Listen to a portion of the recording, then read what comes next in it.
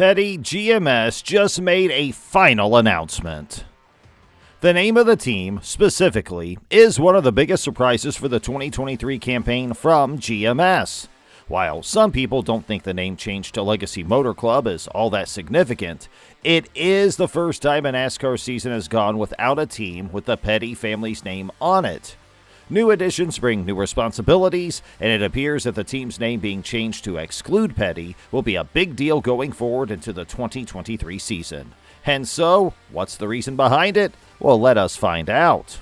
Hello, NASCAR fam, and welcome back to NASCAR Live. Before we begin, please subscribe to our channel and hit the like button. And now, let's begin.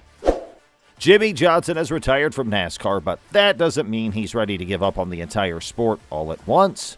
One of the biggest stories in NASCAR last year was the fact that he had been assigned as the co-owner of Petty GMS Motorsports, or at least that was the name of the team at the time. Now it's known as Legacy Motor Club, or Legacy MC. The entire corporation will be rebranded, Johnson said in an interview with the Today Show. Noah Gragson and Eric Jones, who will be driving the number 42 and 43 Chevrolets respectively, will be the drivers for the Legacy Motor Club, or Legacy MC, as was previously stated. Johnson joined the team late last year as a co-owner, and it appears that he will drive a third entry in a limited schedule.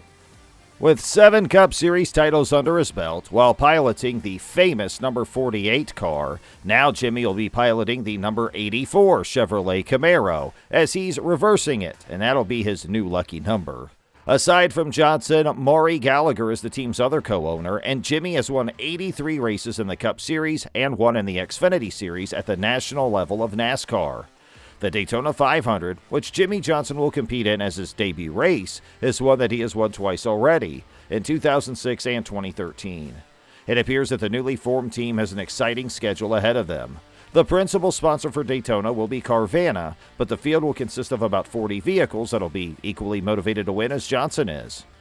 Speaking on the chance to lead the new team into future challenges, Maury Gallagher reflected on the times when he first acquired the group, adding, "Just over a year ago, I had the chance to acquire Richard Petty Motorsports in the NASCAR Cup Series. We made significant progress the whole 2022 season, taking home the Southern 500 at Darlington with Eric and adding Noah to the lineup in 2023.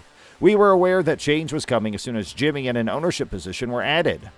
Our objective with his expertise and knowledge is to win races, championships, and show off for our sponsors by giving our best effort. Our ability to stand out and promote a successful work environment as a team will be made possible by the new image of Legacy MC."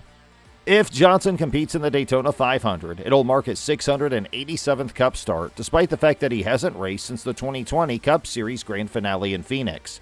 Still, it was difficult to avoid wondering why the name was changed. Do the team's owners have any other messages for you? It is a big deal, after all, to honor the debut of the first season without the insulting moniker.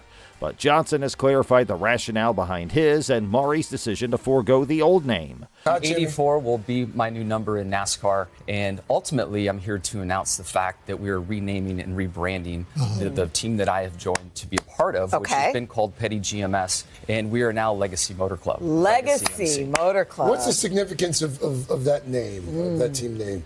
As we sat and tried to put together the team name, Maury Gallagher founded the team, Richard Petty's involved, myself.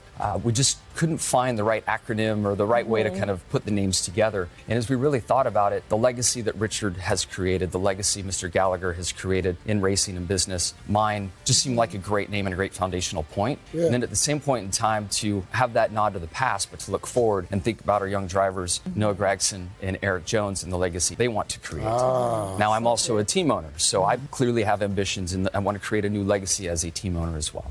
Richard Petty, popularly known as the King, has spoken out about the new changes that are taking place to the team and added that the 22 championships speak for themselves as to why they chose to forego using the name Legacy on the team.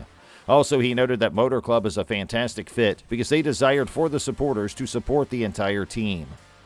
With the addition of 54-year-old Mosley to the squad, Legacy MC will gain a driver with more than 30 years of NASCAR experience. It is impossible to overstate how much Mosley's expertise in team development and sales will be valued by the company. Johnson intends to participate in a few races this season, but Mike Beam, the team president since 2021, and the man who guided GMS Racing's NASCAR Truck Series to 2 series championships, will continue in that role. The new owners obviously have a lot of faith in Mike, so he is protected from the changes. But as of 2021 forward, Brian Moffitt, the executive vice president of sales, is no longer working with the group.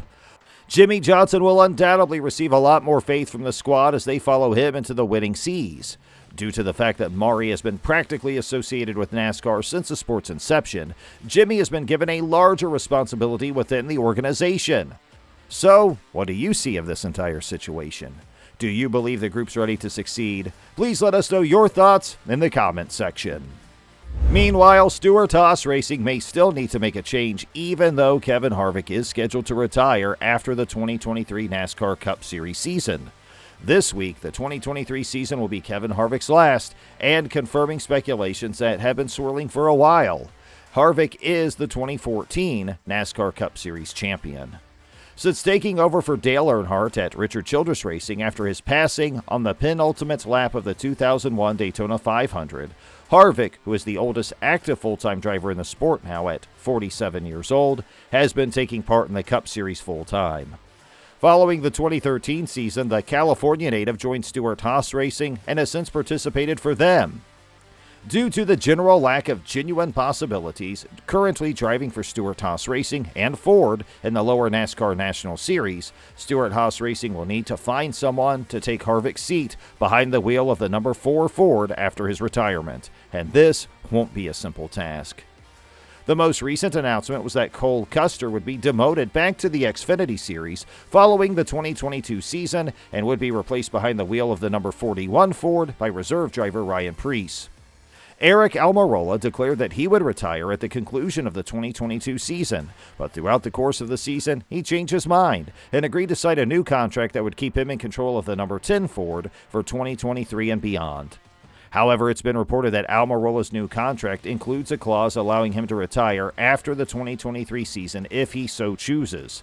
If this is the case, Stewart-Haas Racing may need to change half of their driver lineup before the 2024 season as a result of potentially losing 2 seasoned drivers in the same year. This naturally presupposes that Chase Briscoe stays with the team, driving the number 14 Ford, and Preece has a strong enough year in 2023 to warrant continuing to drive the number 41 Ford. In 2024, if they need to replace not 1 but 2 drivers, who will they turn to? Preece was once thought to be a lock to replace Almirola, but they've already asked him to replace Custer, a choice that one of the 2 team owners didn't initially support. Will they have to find someone new outside the company?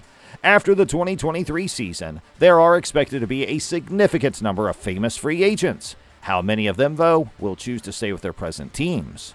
And that ends today's episode. We sincerely hope you enjoyed our video. If so, please don't forget to subscribe to our YouTube channel where you'll see even more incredible videos from us. Thanks for watching.